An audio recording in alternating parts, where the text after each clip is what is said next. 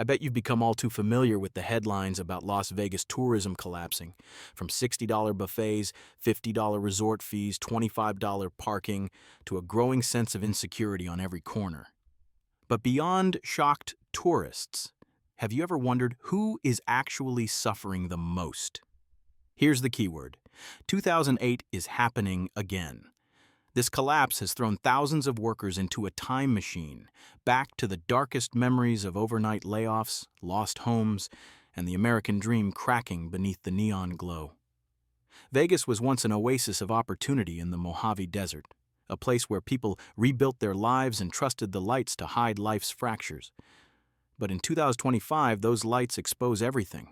Mass layoffs, insane price hikes, and families forced to abandon their homes for RVs scattered across the valley.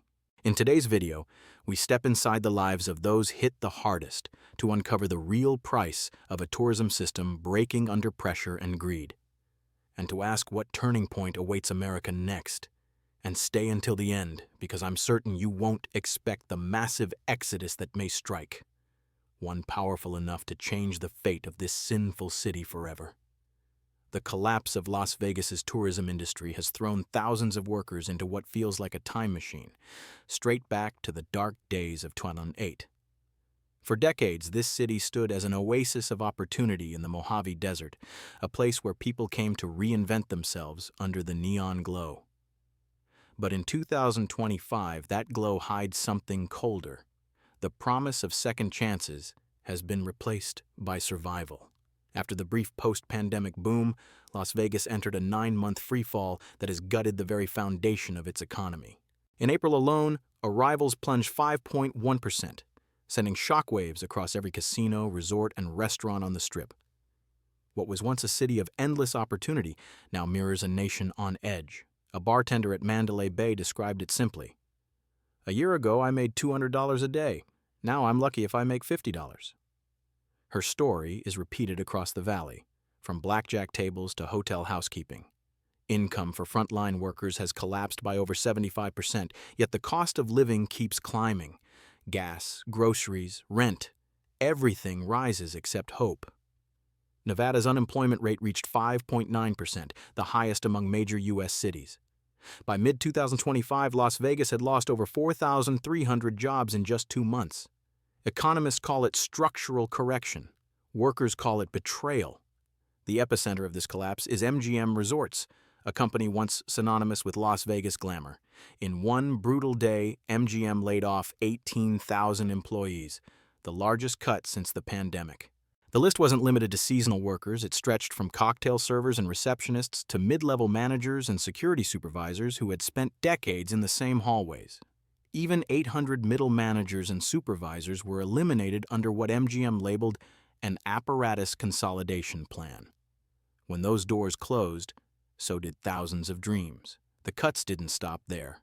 Resorts World dismissed dozens just 24 hours before facing regulatory sanctions. The Venetian quietly trimmed 50 positions from its 8,500-person staff. Fontainebleau, Las Vegas's newest luxury tower, laid off 60 dealers only months after opening.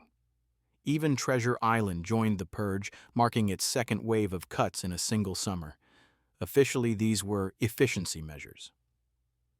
Unofficially, it was the end of job security. Economists now call it a silent purge. Corporations quietly replacing long-time staff with cheaper, younger labor or automated systems. The human toll is immeasurable. On the Strip, concierges who once greeted guests by name now stare at empty lobbies. Bartenders who used to offer a free drink out of kindness now count the hours until their shifts end, if they still have one. "Vegas used to feel alive," says one former casino server. "Now it feels like it's running on autopilot." The city's trademark hospitality, the warmth that once separated it from cold corporate America, is evaporating.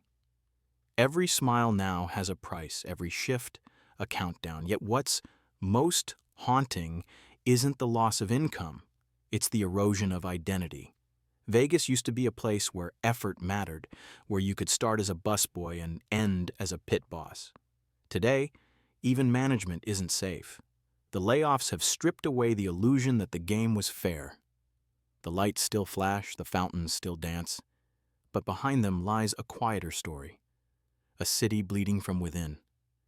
And this was only the beginning. The collapse of tourism didn't just drain revenue from Las Vegas, it forced the city to rewrite itself.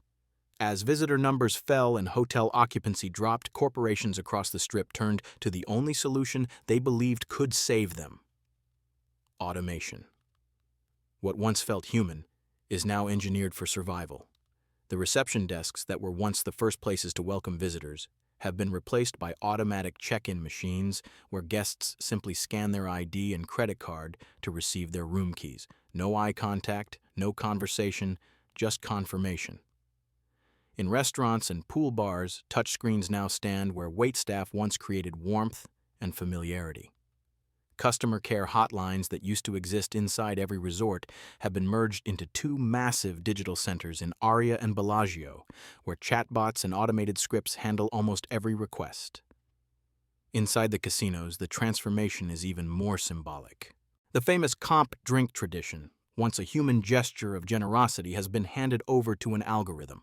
Only when a player meets the minimum betting requirement will a small green light flash, granting permission for a free drink. "We lost the freedom to be kind," a former bartender said. "If the computer doesn't approve, we can't pour." What was once hospitality is now compliance measured in data. Behind closed doors, real-time dashboards monitor every movement. Dealers, receptionists, and concierges are ranked by response speed, revenue generation, and engagement rate. The algorithm knows who smiled faster, who hesitated longer, who failed to hit their KPIs. These metrics now determine schedules, bonuses, and job security itself. MGM calls this flexible cost management, but workers understand the truth. When tourism collapsed, machines replaced people. For decades, Vegas offered upward mobility. Start as a server, work your way to supervisor, rise into management through loyalty and skill. That ladder is gone. What remains is a culture of surveillance where no one dares to be slow, and no one dares to make a mistake. Many workers admit they no longer feel like they serve guests. They serve software. The stress is constant and quiet. Automation may have reduced costs, but it stripped away the human intuition and pride that made Vegas feel alive. As one longtime employee said, "AI didn't just take our jobs, it took the part of us that made this city human." And yet this was only the beginning. The collapse of tourism and the rise of automation were about to trigger a deeper paradox, one that threatened the very logic of Las Vegas's economy. The Strip still shines, but the numbers behind those lights tell a darker story. In 2025, Las Vegas faces an impossible equation: fewer visitors, higher prices, and shrinking trust. According to the Las Vegas Convention and Visitors Authority, arrivals fell 7.3% in the first half of the year, with July plunging 12%. The lowest since the pandemic. Yet even as hotel occupancy dropped nearly 15%, room rates climbed higher than ever. The logic is broken. A city that depends on crowds is now charging more for emptiness. A tourist from Texas said it best: "Vegas is as expensive as New York, but no longer worth it." 2 nights in a mid-range hotel now cost nearly $500, not including resort fees, parking, or the endless service charges hidden deep in fine print. Visitors are paying more and getting less: shorter stays, fewer perks, colder service. RevPAR, or revenue per available room, fell 29% to $128, yet average spending per visitor remained high, over $1,300 per person. The paradox is painful. Tourists spend more yet feel cheated, while the city earns less and loses loyalty. Analysts describe it as the trust collapse. Resort fees, parking charges, cleaning fees, and even booking convenience surcharges have turned fun into fatigue. Travelers joke that Vegas now charges for breathing. One Reddit user wrote, "I used to love this place. Now it feels like a giant casino that bills you for illusions." The laughter sounds lighthearted, but the meaning is heavy. Trust, the invisible currency that kept Vegas alive, is evaporating. And as trust declines, desperation spreads. Businesses raise prices to offset the losses. Guests leave because they feel exploited. Companies respond by raising prices again. It's a self-destructing roulette wheel spinning towards zero. A hospitality expert put it bluntly: Vegas forgot why people loved it. It wasn't the cheap prices, it was the feeling of respect. That respect, once the backbone of the city, has been replaced with disclaimers and fees. Amid the greed spiral, a few players are trying to restore faith. Marriott International has launched a transparent stay model, no hidden charges, fully inclusive pricing from booking to checkout. It's a small gesture, but it reminds Vegas of something it once understood. People don't return for luxury, they return for fairness. Yet fairness feels more distant each month as the cost of living explodes. Rents across Las Vegas have risen faster than almost anywhere in the Southwest, jumping 20 to 30% in a single year. For many workers, even keeping a roof overhead has become a gamble. An 80-year-old housekeeper who spent decades cleaning rooms on the Strip was evicted after her sister moved into a nursing home. "I never thought I'd live in a car," she says, parked outside Henderson. "But at least here I still have a roof." She's not alone. A 74-year-old blind technician lost both his job and home after an accident and now relocates nightly to avoid fines. Around Henderson and North Las Vegas, inexpensive RV parks once meant for travelers are now filled with locals, retirees, laid-off workers, single mothers, all surviving on wheels. Even those still employed are trapped in a cruel contradiction. They help operate a city they can no longer afford to live in. "I fix rooms I can't afford to sleep in," one maintenance worker said. His words echo the broader truth. Las Vegas's economy, once built on dreams, now runs on desperation. The Strip may still dazzle the tourists who can pay, but for the workers who keep those lights alive, life has dimmed into something mechanical, transactional, and cold. And as tourists lose trust while locals lose stability, the next stage of this story reveals what happens when a city built on chance begins running out of players. The social fabric of Las Vegas has begun to unravel, and at the center of every story lies the same trigger: the collapse of tourism, the engine that once kept the entire city alive. As visitor numbers fell and casino floors emptied, the consequences rippled far beyond the Strip. Locals now refer to it as the Vegas layoff loop, a brutal cycle where layoffs lead to lost income reduces spending, reduced spending forces more layoffs, and the spiral continues until families simply cannot stay. Official unemployment appears slightly improved at 5.7%, but the number is misleading. Thousands have stopped looking for work and are no longer counted. "No one asks who got fired anymore," one resident said. "We just ask whose turn is next." That grim acceptance has become part of everyday life. Online communities like Laid Off Las Vegas on Reddit and Discord have become emotional shelters where former dealers, bartenders, cooks, and performers share job leads, RV hacks, and stories of survival. Their posts reveal the new reality of the valley: car engines repaired in parking lots, meals shared at RV parks, and job searches that stretch for months without a single callback. For many, leaving has become the only path forward. The same highways that once brought millions of tourists into Nevada are now carrying its residents out. Along Interstate 15, long lines of RVs head toward Arizona, Idaho, and Texas, states with cheaper rent and at least the hope of stability.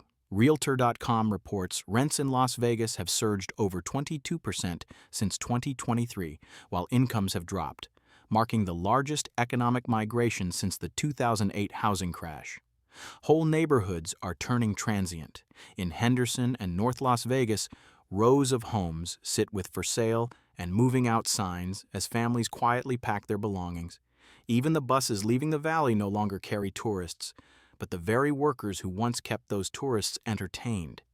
"It's not a trip," one driver said. "It's an evacuation." A few lifelines still fight against the current. Goodwill Industries and the Home Depot Foundation offer temporary housing and retraining programs, while the Rebuild Nevada initiative by U-Haul, United Way, and the Walmart Foundation helps displaced families relocate or rebuild their careers. Their efforts are small compared to the scale of the crisis, but they preserve a fragile belief that community still matters. From above, the Strip still glows like a promise. But just miles away, the glow fades into RV parks, shuttered motels, and families living out of boxes. Las Vegas now lives in two layers: the bright surface for visitors and the dark underlayer for those priced out of their own city. And as more residents disappear down the highway, one truth becomes impossible to ignore. A city built on tourism cannot survive when tourism collapses. Beneath the glowing strip, the real strength of Las Vegas has never been the casinos but the people who gave the city its identity. Bartenders who remembered stories, dealers who made strangers feel like regulars, and workers who built trust one interaction at a time. That human backbone, once the secret engine of Vegas, is now fading under automation and economic pressure. And experts warn that this erosion may mark the beginning of a prolonged Vegas recession, a slow, decade-long decline where empty casinos, shrinking tourism, and mass departures reshape the valley far beyond 2025. The concern reaches much further than city limits. Economists fear a regional spillover. Rising poverty across the Southwest, weakened national tourism flows, and a domino effect threatening other U.S. cities built on hospitality. In short, what happens in Vegas will not stay in Vegas. Local authorities are expanding job programs and affordable housing, but demand has already surpassed capacity. More families need support than the system can carry, exposing a safety net stretched thin. Las Vegas is becoming a real-time case study of America's widening economic divide, a reminder of what happens when a service-based city hits its breaking point. Yet even in the cracks, the soul of Vegas persists.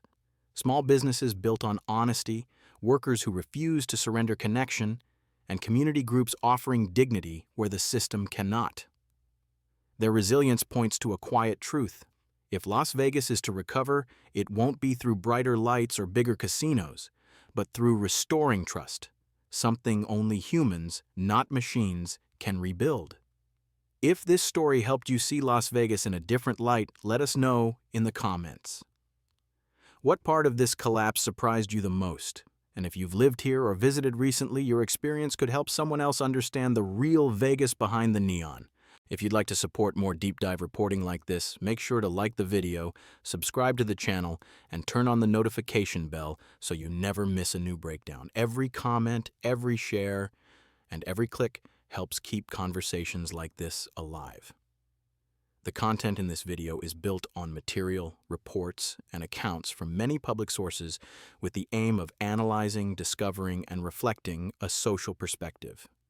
Any figures, quotations, and statements presented are for informational purposes and are not absolutely conclusive or attributed as responsibility to any person, organization, or business.